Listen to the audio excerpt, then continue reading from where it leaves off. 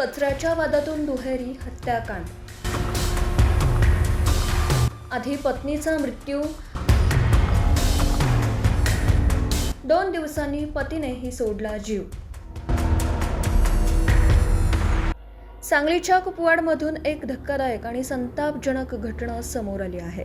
कचरा टाकण्याच्या क्षुल्लक कारणावरून सुरू झालेल्या वादाचं पर्यावसान दुहेरी हत्याकांडात झालं.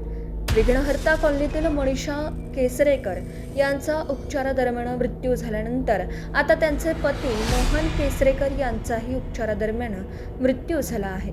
त्यामुळे या प्रकरणाने संपूर्ण परिसर हादरला आहे. कुपवाडच्या विघ्नहर्ता कॉलनीत कचरा टाकण्याच्या कारणावरून केसरेकर दाम्पत्य आणि शेजारी राहणाऱ्या फरीद अब्दुल शेख यांच्यात वाद झाला होता.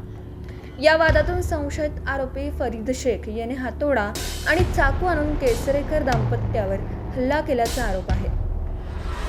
हल्ल्यात मनीषा केसरेकर गंभीर जखमी झाल्या तर मोहन केसरेकर यांनाही गंभीर दुखापत झाली. दोघांवर मिरज येथील शासकीय रुग्णालयात उपचार सुरू होते.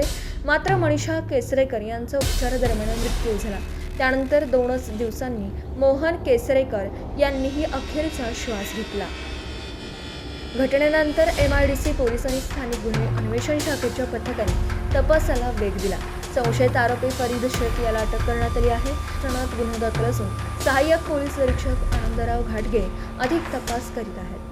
केसरेकर दाम्पत्याच्या मृत्यूनंतर कुपवाड परिसरात संतापाचं वातावरण निर्माण झालं. या प्रकरणात कठोर कारवाईची मागणी होत असून काही हिंदुत्ववादी संघटनांनीही आक्रमक भूमिका घेतली. कचऱ्याच्या क्षुल्लक वादातून सुरू झालेला संघर्ष 2 जीवांच्या मृत्यूपर्यंत पोहोचला. या घटनेने कुपवाड हादरलं आहे.